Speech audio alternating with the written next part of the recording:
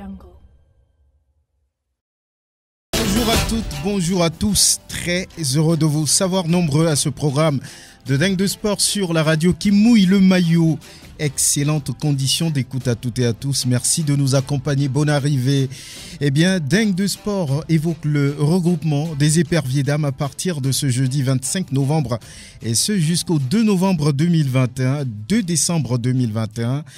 Donc 8 jours d'aguerrissement pour commencer à se préparer pour le dernier tour qualificatif de la CAN 2022 au Maroc. Le Togo, souvenez-vous, joue contre les Panthères du Gabon en février prochain. On en parle. La D1 nationale de football saison 2021-2022 s'ouvre ou bien s'élance ce dimanche 28 novembre. Mais avant, 2 matchs avancés ont lieu samedi à Kara et à Sokodé. On va voir tout ça à suivre. Par exemple, dans le groupe A, le premier derby de la capitale entre l'AS Togoport et le Dynamique togolais, ou encore Semassi ASK à Sokodé dans la poule B. En attendant, l'on a renforcé les capacités des commissaires de match 2 jours pour permettre à ces derniers de se recycler. Initiative de la Fédération togolaise de football. Dingue de Sport invite Félix Wala de Togo Football News et Prosper Agboklou qui vient d'Afrique Foot Investment. Merci de nous faire confiance. La mise en onde, c'est l'affaire de Pélagie Mekoum. La vidéo, comme toujours, c'est Sœur Fon et l'homme. Moi, je suis Franck Nounyama. Bonne arrivée. Si vous avez une responsabilité, assumez-la jusqu'au bout. Si vous ne faites pas bien, vous serez pointé du doigt. Si vous êtes, par exemple, président de la République, vous ne faites pas bien les choses ou bien votre entourage ne fait pas bien les choses, vous serez pointé du doigt. C'est ainsi que voilà, se passent les choses dans la vie. Il n'y a rien à dire. Voilà pourquoi lorsqu'on vous donne une responsabilité, assumez-la. Voilà, être un leader, hein, non un chef. Hein. Le leader, il est là, il donne l'exemple, il assume et voilà, il protège, on va dire, ses collaborateurs. Alors Félix, voilà, bonjour, bonne arrivée. Bonjour Franck Nounyama, bonjour Prosper Agboklou, bonjour à tous ceux qui nous reçoivent. Prosper Agboklou, justement, merci d'être là. Merci à toi également. Et les enfants, ils vont bien, toujours, ils sont à l'écoute. Que veux-tu? Mais on est satisfait de ce qu'on donne déjà depuis quelques semaines. On fait de notre mieux. Hein. Ils sont réceptifs. Bon, mi-figue, mi-raisin. L'enseignement togolais, bon, c'est ça ou bien il y a des choses à changer? Il y a beaucoup de choses à changer. Vous demandez, vous proposez ça? Oui. Très bien. Voilà. Ça, c'est très bien. On va commencer par parler basketball, mais pas en profondeur. On sait que le congrès à la Fédération nationale de basketball, c'est pour bientôt, le 18 décembre, pour être plus précis. Et le président sortant, André Bivaina Gungu, n'est plus candidat. Cela laisse la voie donc à beaucoup de candidatures. Par exemple, Gina Adekambi qui se positionne. Conrad Dagbovi, qui est le premier vice-président sortant, est candidat. On annonce un 3e larron. Pour le moment, on ne l'a pas. Oui, Félix, voilà, vous avez les nouvelles? Oui, j'ai lu un papier sur les ambitions de la candidate qui était Gina Adekambi, voilà, Gina Adekambi, qui était ancienne joueuse, qui était capitaine de la sélection, oui. Je crois. Donc, pour moi, ça... J'étais enthousiasmé de voir une dame dans ce milieu. Nous avons parlé, comme nous sommes dans le football, on a vu des dames qui se positionnent également du côté du football. Et comme je l'ai dit une fois dans cette émission, si le monde était dirigé par des hommes et par des dames, on n'aurait pas assez de conflits. Moi, vous pensez? Oui, je pense. Vous pensez? Oui, parce que... Vous supportez les dames? Celles qui donnent la vie, dans une certaine mesure, elles arrivent quand même à prendre... Elles donnent la vie, mais parfois elles l'étouffent aussi. Oui, mais avec du recul, elles réfléchissent mieux. Prenons l'exemple des pays dirigés. Prenons par exemple aujourd'hui l'Allemagne. C'est l'une des nations les plus puissantes en Europe. Angela Merkel. Elle a fait de l'Allemagne la première puissance économique de la zone euro. Oui. Vous voyez donc, et c'est rarement on voit des femmes aller au front coûte que coûte contrairement aux hommes. Donc moi je pense que lorsqu'il y a des femmes qui sont devant, il y aura forcément des hommes derrière parce bien que sûr. Les hommes seront le fer de lance derrière pour la pousser, mais la décision finale reviendra toujours à la dame. Mais moi j'opte personnellement pour les femmes devant. Malheureusement, vous n'êtes pas votant. Oui. Vous n'avez pas voté, oui. Prosper, oui, ça se susurre depuis quelques jours. Konrad Dagbovi, qui est le premier vice-sortant, derrière André Bivaina Gungu, il n'est plus candidat. Hein, voilà. Donc pour le moment, c'est Gina et puis Konrad. Oui, je crois qu'on salue quand même au passage le travail effectué par M. André Gungu. Il a été un président on ne peut plus, je dirais, qui a apporté son savoir-faire donc au basketball malgré les difficultés.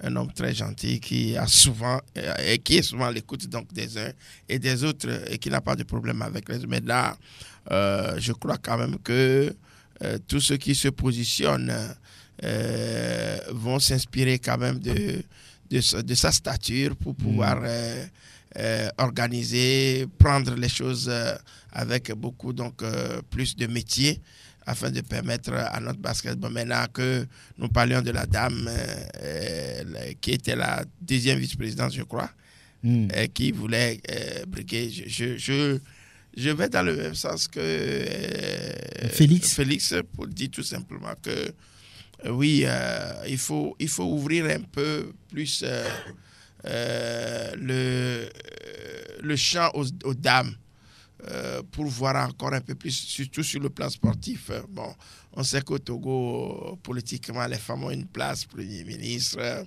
présidente de l'Assemblée, oui, beaucoup de femmes dans le gouvernement. Oui. Même à la présidente, la secrétaire générale, les dames. Donc je crois quand même que, mais sur le plan sportif, elles ne sont pas trop nombreuses.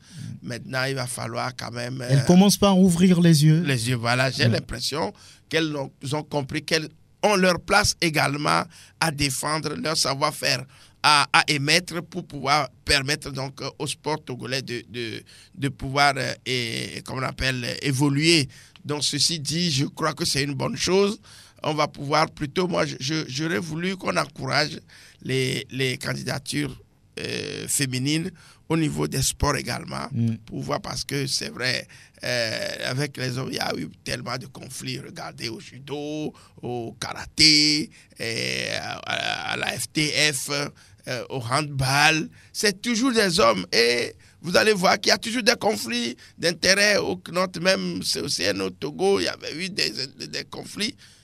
Qu'on ouvre un peu plus aux femmes pour voir quelle sera donc l'atmosphère. Donc je crois que pour moi, il faut publiciter les femmes pour leur permettre également d'apporter leur savoir-faire au développement du sport, que ce soit dans n'importe quelle discipline. Très bien, maintenant, vous et Félix, vous n'êtes pas votants. Les votants seront là le jour-là pour... on leur parle. Voilà, pour faire la différence entre l'expérience de Konrad Dagbovi, qui a traversé beaucoup de bureaux au niveau de la Fédération togolaise ou bien la Fédération nationale de basketball. Elle a fait, si je me trompe, avec Lawson, Madame Lawson, qui est passée par là. Elle est là, il est là, j'allais dire, avant l'arrivée même de André Bivaina Gungu, la jeunesse représentée par Gina Adekambi, ancienne capitaine de la sélection nationale et qui a pour époux un ancien basketteur. Voilà ce que ça veut dire. Voilà, très bientôt, le 18, ce sera le congrès à la Fédération nationale de basketball Togo, expérience, jeunesse. On verra ce que les votants vont décider ce jour-là. On a parlé des femmes, on y est avec la sélection des éperviers dames qui se regroupent à partir de ce jeudi pour préparer le dernier tour qualificatif de la CAN 2022 au Maroc. On va redécouvrir la liste convoquée par Tometi Kayi Juanita. Une liste essentiellement composée de crus locales, dont les buts nous avons Hato, Adjo, Sophie d'AFC, Jato, Touma de Djabir FC, Amenyinou Bla Martin du S Amou, Amouklo Amé d'Amis du Monde. Dans les défenses, Jean Calais Ella d'Amis du Monde, Signon à Koko d'Athleta FC, Kaglan Yawa de Tempête FC, Kono Berti d'Amis du Monde, Amemado Ayele d'Apache FC d'Enfoin, Dogbe à Kosiwa d'Athleta FC, Otoyi Kosiwa d'Amis du Monde, Salou Fatima d'Amis du Monde. Au milieu du terrain, Honjo Tete Resté, Dédé Athleta et puis Ayao Adjo d'Athleta, Gati Kondjapo de Bela FC, Sama Kudukalo d'Amis du Monde, Yaya Tekietou d'Amis du Monde, Nasaya Samira d'Athleta, Gakeren d'AFC, Kadanga Solim de Gazelle. Et puis, dans la tech, Manu, Reine d'Athleta, Gantim, Lucie de Tempête FC, Kayaba, Tatiana de Bella FC, Chagunt, Amdia de Gazelle FC.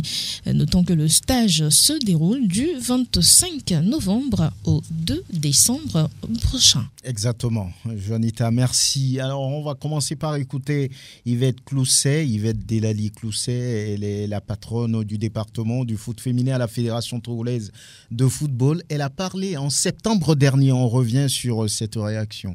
Tout au long du championnat, nous avons permis à ce que la direction technique et le staff technique des dames puissent être sur les matchs pour pouvoir observer ces jeunes dames, ces jeunes filles. Et moi-même, j'étais sur la plupart des matchs également pour voir de quoi est-ce que nous disposons en termes d'éléments sportifs. Sur les 16 équipes, nous avons pu prendre une soixantaine de filles qui peuvent valablement compétir sur le plan international. Nous en avons finalement retenu 40 parce qu'on ne va pas le cacher.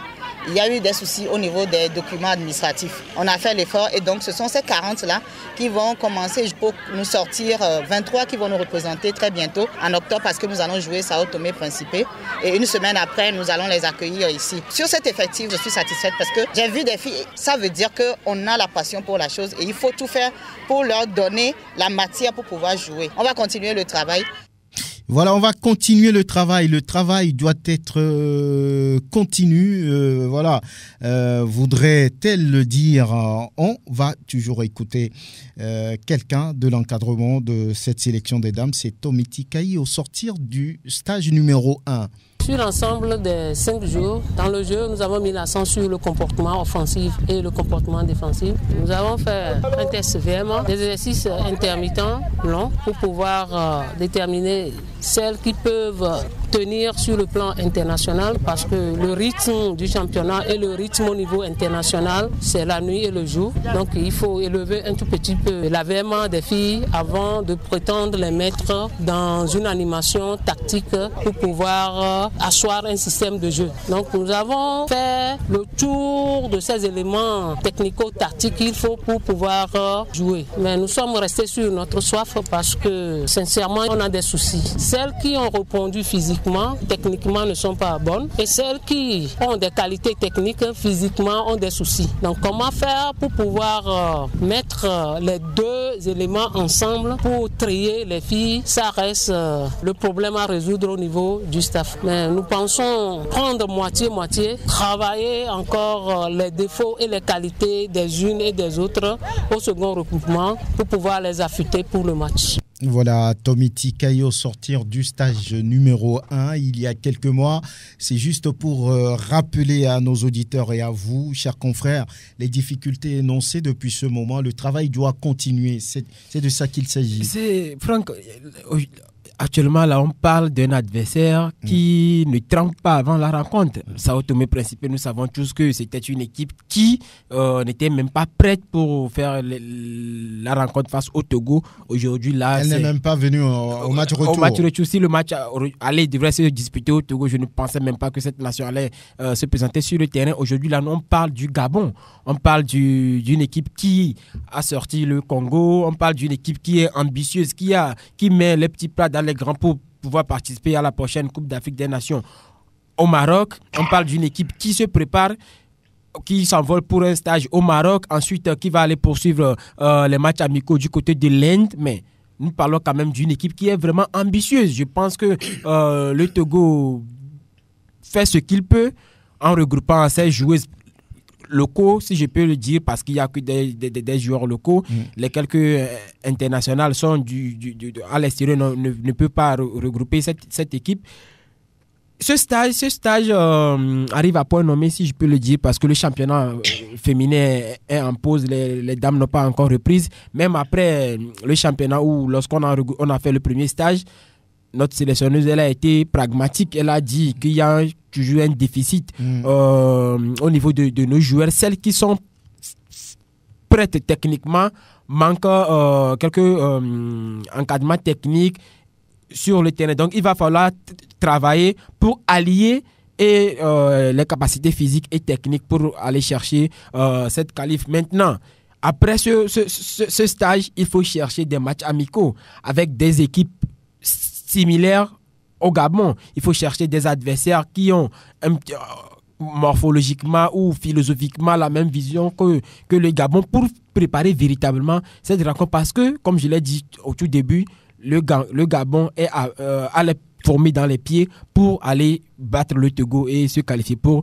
la prochaine Coupe d'Afrique des Nations au Maroc. Les deux sélections ont envie de se qualifier pour la prochaine CAN au Maroc. Le Gabon aussi, qui vient d'éliminer le Congo, on l'a dit, le Congo qui avait battu le Togo, on s'en souvient, sur un score assez sévère il y a quelques années, ou bien plusieurs années. Le Gabon a envie d'y être et a commencé son regroupement depuis le 20 de ce mois. Un stage qui va conduire cette sélection au Maroc, dans beaucoup de pays jusqu'en aide. Le Togo également a envie de se qualifier. On commence tôt les choses et ça peut servir, hein, Prosper. Bon, ça peut servir. Ça, c'est quand même pour une fois. Il y a que la fédération a pris le devant, a devancé les choses pour mettre justement les filles dans le bain donc, de ces qualificatifs. Mais il faut tout simplement dire que une chose est de se lever tôt, une chose est de les donner aussi les moyens pour le faire. Tant l'adversaire impressionne par ses ambitions, autant on doit s'en inquiéter parce que il faut arriver à ce niveau-là. Le Congo et Sao Tomé Principe n'étaient pas sur la même longueur d'onde.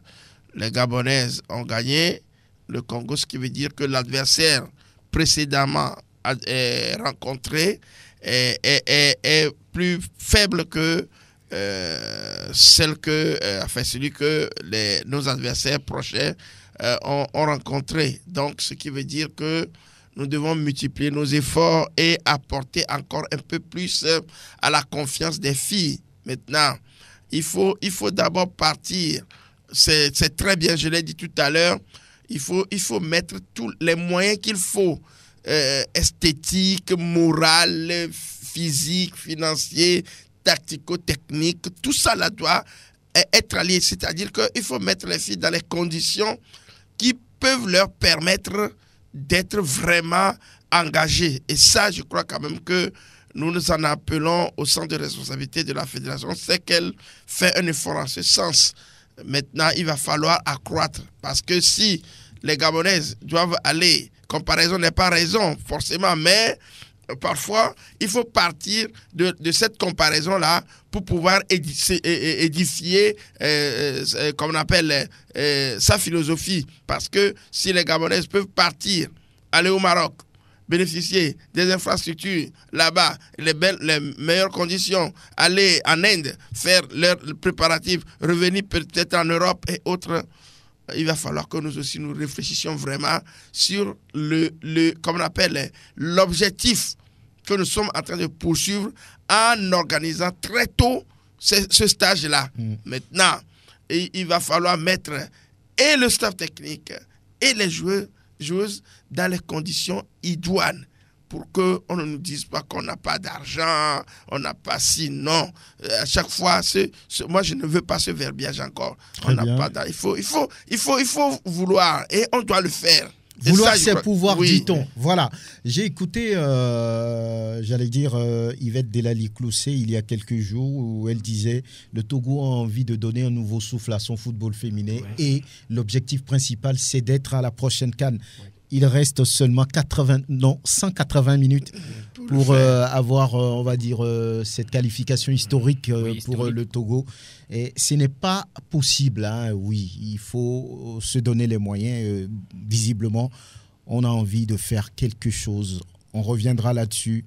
On parlera beaucoup de football féminin pour aider cette sélection à aller jouer le Gabon et gagner.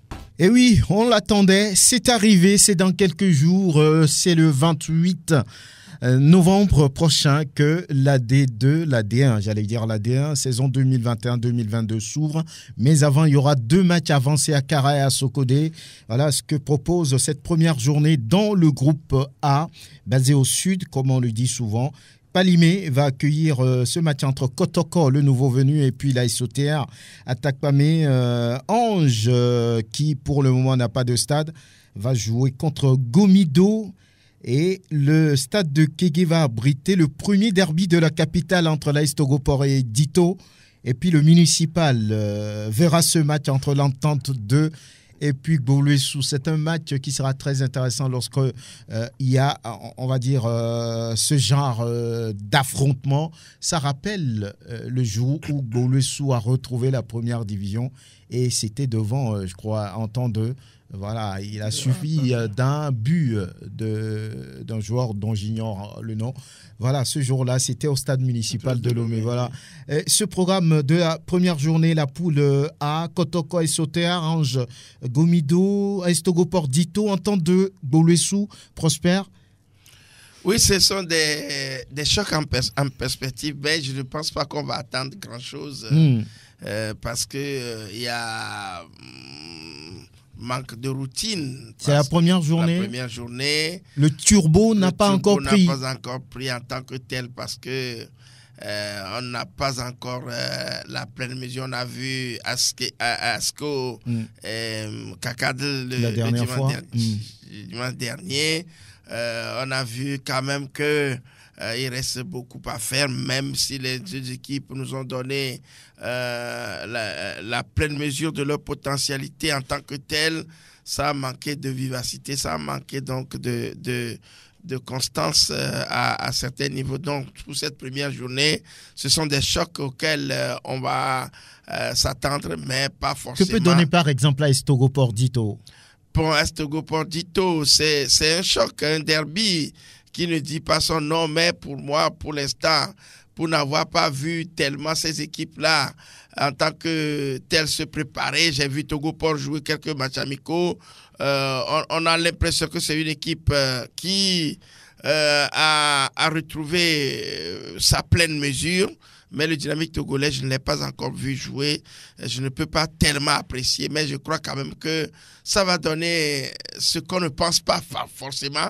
Ça peut être un bon match, ça peut ne pas l'être, mais pour l'instant, pour moi, les premières journées ont été souvent jouées sur de faux rythmes. Une équipe qui peut arriver, qui peut gagner par 2-0, par 3-0, mais au fil des journées, qui va complètement s'étioler parce qu'il y avait peut-être une animation par rapport qu'on appelle au message, au discours donné, et ça a galvanisé que l'autre ne s'est pas bien réveillé en tant que tel, et ça n'a pas donné. Donc pour moi, les premières journées n'ont pas été souvent des références. Que peut donner par exemple Kotoko AS SOTR? C'est un nouveau venu, Kotoko qui retrouve la première division. Ça va le faire ou bien c'est perdu d'avance? Non, ce n'est jamais perdu d'avance pour une équipe qui retrouve l'élite. Sous dessus, on voit que les équipes qui embêtent le plus, ce sont les équipes qui viennent fraîchement en première division la saison dernière. On l'a vu avec l'Entente 2, même avec l'AS Binan. Même si ces équipes ont débuté mal, au finish, elles arrivent quand même à titiller les grès, à poser beaucoup de problèmes aux grands sur les porcs épiques, pour le moment, n'ont pas de bureau. L'ancien président est parti. C'est un comité qui est en place. Ça rend les choses difficiles. On n'a pas su commencer les choses comme il fallait. Mais mais sur le terrain, je pense que ça pourrait être autre chose. Aujourd'hui, ça va dépendre du discours du nouvel entraîneur, de ce qu'il va faire comprendre aux joueurs, parce qu'après tous les joueurs, eux aussi jouent leur avenir. Il faut impacter. Aujourd'hui, il y a des récompenses sur peut-être sur la fin de saison. Donc, il faut tout de suite se mettre dans l'esprit de la compétition. Est-ce qu'il faut se présenter sur le terrain en victime résignée? Je ne pense pas. Pour l'ego d'un joueur, il faut aller. Mais parce qu'aujourd'hui, au vu des problèmes que vous venez de citer, qu'est-ce qu'on dirait après cette rencontre si Kotoko, par exemple, arrive à battre une équipe comme l'AS SOTR qui nourrit des ambitions continentales juste après cette première journée. Donc les joueurs doivent penser à ça et aller chercher les sauteurs de pied ferme. Maintenant, pour revenir sur une rencontre comme Togo Port et Djito, je pense que aujourd'hui, les équipes ont eu assez de temps pour mieux se préparer. Les équipes ont fait beaucoup de matchs amicaux. La saison dernière, si je me rappelle, une équipe comme le Dynamique togolais n'a pas bien débuté. Et ça a coûté à cette équipe de jouer les playoffs parce qu'en seconde moitié du championnat, que le Dynamique togolais s'est réveillé et est allé chercher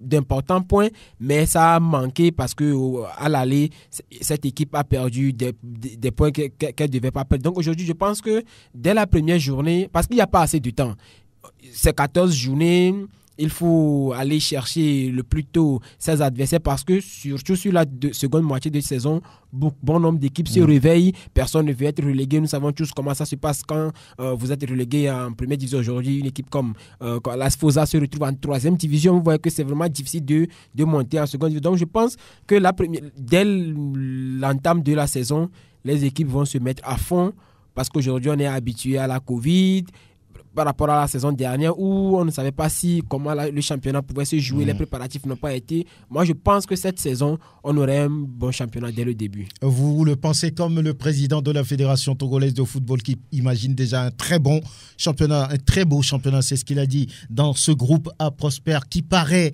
quelle est cette équipe-là qui semble endosser, on va dire, le manteau de favori? Bon, on remettra toujours les mêmes. Assoter, Togo-Port, Dynamique togolais. Lui aussi, oui, Djito toujours attendu, mais jamais couronné. Oui. Ils sont là, l'entente de jouera comme d'habitude, les trous faites. Bon, maintenant, Gomido, on ne peut pas l'ignorer. C'est vrai, l'année passée, Gomido avait entamé le championnat avec Tabo Battant, mais qui, au fil des minutes, n'ayant pas assez d'effectifs, surtout à la reprise, en deuxième phase, n'ayant pas assez d'effectifs, s'est complètement étiolé, n'a pas pu donner la pleine mesure, n'a pas retrouvé donc ses repères. Maintenant, on dira tout simplement que c'est des équipes ambitieuses qui comptent aller sur le continent. Maintenant, les réalités sont tout autres que aujourd'hui. Par exemple, quand on prend une équipe comme Gomido, elle jouera ses matchs à Kwalimé la plupart du temps, ces matchs. Donc ça, déjà, ça donne envie aux autres donc d'être des concurrents sérieux. Mais je crois que Djito Dlomé, à Togo-Port, à Sauter, surtout, je crois sera parmi les prétendants les plus sérieux parce que l'année dernière, elle a été au play-off et elle a échoué donc à la porte donc, des play-offs et ses dirigeants n'ont jamais cessé donc de remettre donc leur ambition en jeu. Donc pour moi, voilà les équipes qui feront vraiment parler d'elles. Le trio pouvant accrocher les playoffs à vos yeux, c'est qui? Oui, Togo-Port, AS OTR et probablement le Dynamique togolais. Maintenant, ça c'est sur le papier, la réalité sera sur le terrain. Vous ne voyez pas entendre? Bon, ce n'est pas que je ne vais pas entendre de l'attente d'un un nouvel entraîneur, si je ne me trompe. Oui, c'est Aïvi, le fils de l'ancien entraîneur. Et je pense qu'avec un nouvel entraîneur, oui, bien sûr, avec Fiabo en deuxième division, l'entente est montée, mais il y avait un travail de longue haleine qui s'était fait avant son arrivée. Bon, il y aura forcément des surprises, ça j'en suis sûr, mais sur le papier, je vois plus ce trio. Gomido, entendez peut-être qui aussi Boglossou pour jouer les troubles faits. Oui, Boglossou, cette saison, je pense qu'ils vont débuter avec Olufade Adekambi qui était venu en pompier la saison dernière, qui a réussi à sauver les meubles, même si c'était un peu plus dans les difficultés. Cette saison, je pense que cette équipe aussi peut jouer les troubles faits. Comme c'est une équipe aussi qui n'a pas fait assez de bruit par rapport aux années précédentes avec Théophile Bola par exemple, et Oloufade étant un entraîneur expérimenté, un ancien joueur qui a été l'un des meilleurs joueurs de la sélection togolaise par le passé. Je pense que lui aussi aura envie forcément de d'hisser son équipe sur les playoffs.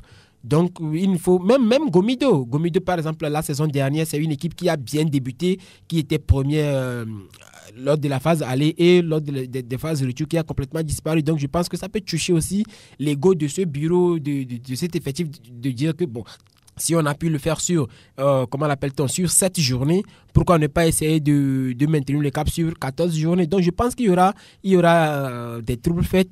Mais je vois pour le moment sur le papier le trio AS OTR, Togo Port et le Dynamique Togo. Oui, il y aura donc 4 matchs, tous les 4 matchs de cette poule A ont lieu dimanche, le 28. Voilà, on rappelle que Kotoko joue contre l'AS OTR, Atakpame accueille le match Ange Gomido et Kégué sera le théâtre de ce derby, le derby de la capitale, Togo Port Dito, et puis au municipal, un match non moins important, non moins intéressant entre l'Entente 2 et puis Goulouissou, les jaunes de Kodjovia Kopeni Konakpoe Adjololo face aux requins mâles, sinon les dents de la mer. J'espère que les dents sont bien acérées pour commencer ce championnat, et dans le groupe B, on aura 2 matchs avancés, ce qui veut dire qu'il y aura 2 matchs samedi, c'est-à-dire que ce match entre Sarah Football Club et l'AS Bina, c'est Prosper Agboklou, 2 clubs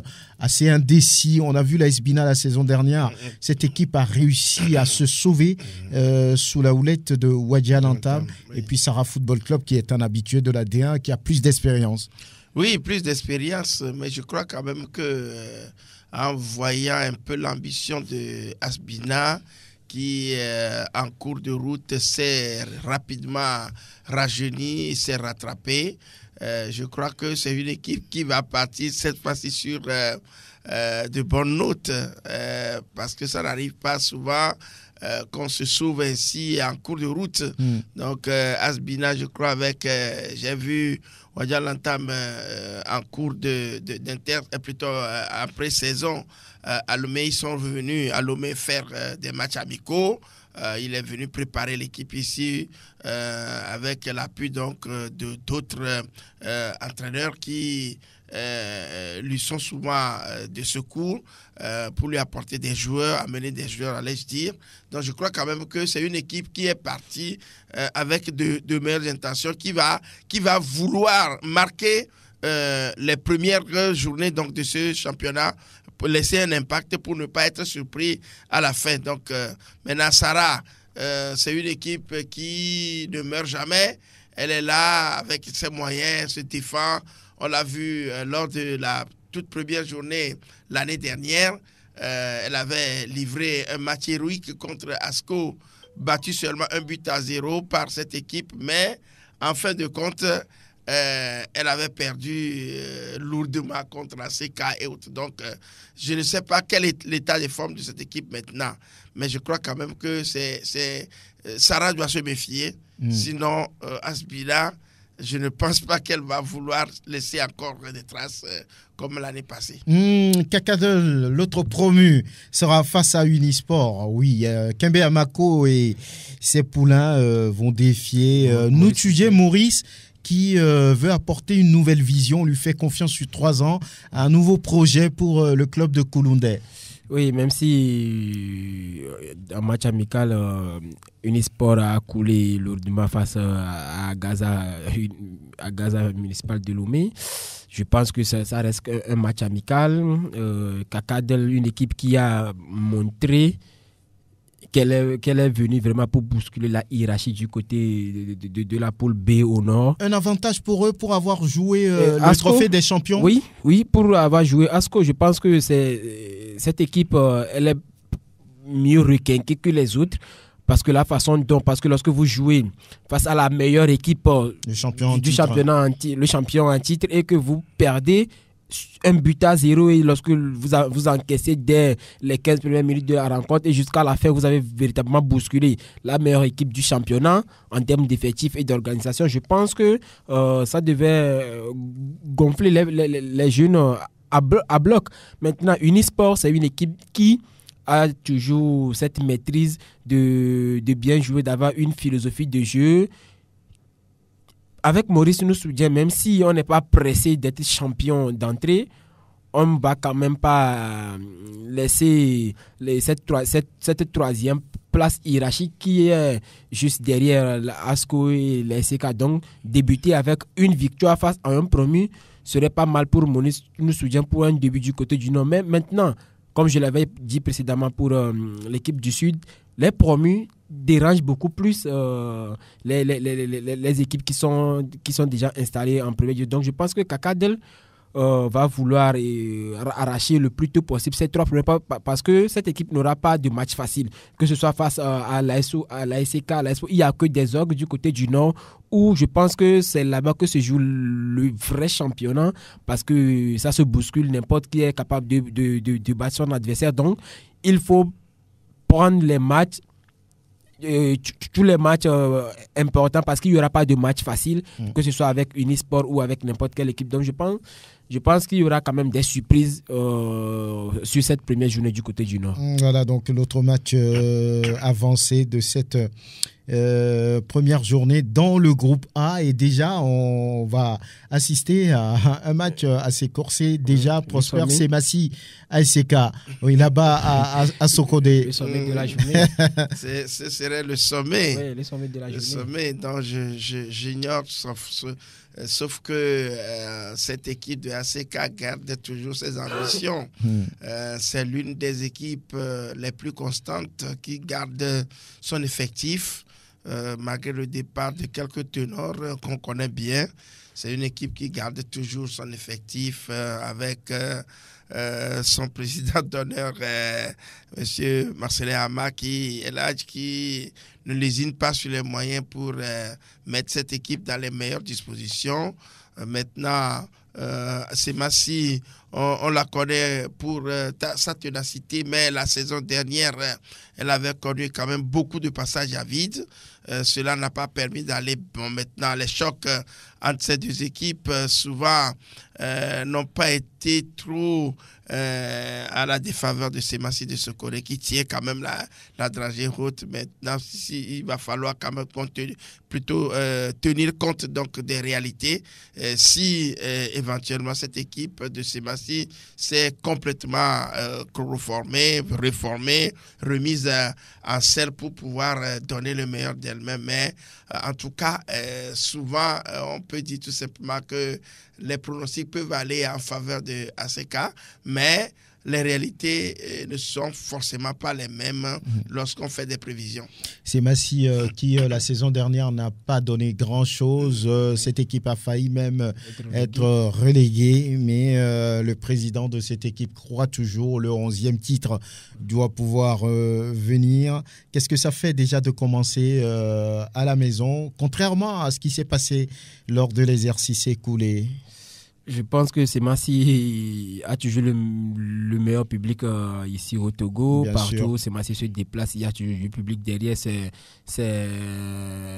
un club qui est toujours ambitieux, mais même si il connaît parfois des difficultés. La saison dernière, les matchs ont été souvent gagnés par Uru Bori Arisu, aujourd'hui qui n'est plus au club. Je ne sais pas comment est-ce que le club s'est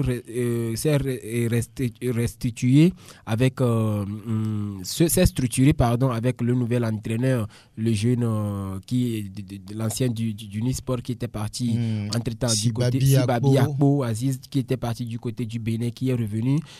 Je ne sais dans quel état d'esprit serait cette équipe, mais une chose est sûre, Semassi reste toujours le plus grand du côté de cette poule B. Donc elle va toujours chercher à assurer son rôle. Pour le moment, l'objectif pour toutes ces équipes dans la zone nord, c'est d'être parmi les trois meilleures équipes. Pour le moment, aucune d'entre elles ne va parler du titre parce qu'après, il faut se qualifier pour les playoffs et disputer le second mini-championnat. Je pense que c'est Semassi, même si aujourd'hui on voit ASK, ASCO et Unisport, pour moi, les trois favoris de la zone nord, Semassi peut aller chercher une place si l'une des 3 grandes équipes fait un faux pas. Voilà. Et la SCK d'ailleurs qui est en congrès ce vendredi, on va pouvoir refaire un nouveau bureau. Vous savez qu'il y a quelques mois, le président Honoro Kessé, c'est ça, non, oui, de cette équipe est décédé. Donc il va falloir le remplacer. Ce sera vendredi là-bas à Ankara. Donc on peut se dire que le trio capable d'aller chercher les playoffs, naturellement le champion en titre, le vice-champion en titre, et puis Unisport, et puis Semassi, et puis qui Asbina peut prétendre aller chercher les grands, jouer les troubles faites. Oui, jouer les troubles, il faut dire. Mais bon, on ne connaît plus la configuration de cette équipe après le départ donc, de Michel Amétodi. C'est la préfecture, plutôt la mairie, ou bien je crois le maire. Oui, c'est Madame le maire qui est la nouvelle présidente de cette équipe. Bon, maintenant, peut-être que ça peut galvaniser les troupes. C'est une dame qui dirige, ça peut galvaniser les troupes. Yawa, Kwefa, Kuigan. Voilà. Bon, maintenant, on reste toujours à se demander quelles sont les conditions dans lesquelles les équipes vont évoluer. Oui, c'est vrai, on repart sur le même format que la saison dernière, avec un playoff plus élargi, plus étoffé. Bon, maintenant, est-ce que les équipes auront... ces équipes-là auront la possibilité donc de rester constantes durant la phase aller. Maintenant, tous les paramètres qui concourent à la bonne représentativité du championnat, il va falloir que la fédération y tienne. Qu'est-ce que vous voulez dire clairement? Les conflits qui naissent après, il faut qu'on règle les litiges au fil du temps. Les enquêtes soient faites sur le terrain et que les résultats de ces enquêtes-là soient restitués, que les clubs aillent à l'apprentissage du règlement. Il ne faut pas qu'à la fin, on nous dise que au lieu de passer par la commission d'homologation, on est passé par la commission de recours ou bien de discipline ou commission d'éthique. Il va falloir quand même que tout ça là soit remis en selle, que les clubs soient avertis pour que nous ayons vraiment une fin de un championnat, comme le président l'a dit, un bon championnat. Ça passe par là. Ce n'est pas forcément le beau jeu sur le terrain seul qui compte.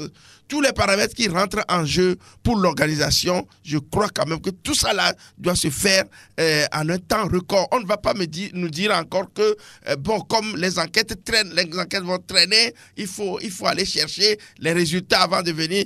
Pendant ce temps, on met en suspens les règlements. Comme on appelle l'évocation ou comment on appelle le deuxième terme, l'évocation ou les réserves portées ici et là. On attend longtemps avant de sortir. Tout ça la fausse les résultats. Donc je crois on a tiré les leçons de tout ce qui s'est passé. Nous on est là comme observateurs, météorologues. On va avertir toujours la fédération pour qu'elle soit sur le qui-vive et régler les problèmes en temps opportun. Qu'est-ce qu'il faut éviter cette fois-ci? Le manque de professionnalisme, je crois. Il faut éviter le manque de professionnalisme. Il faut prendre ses responsabilités.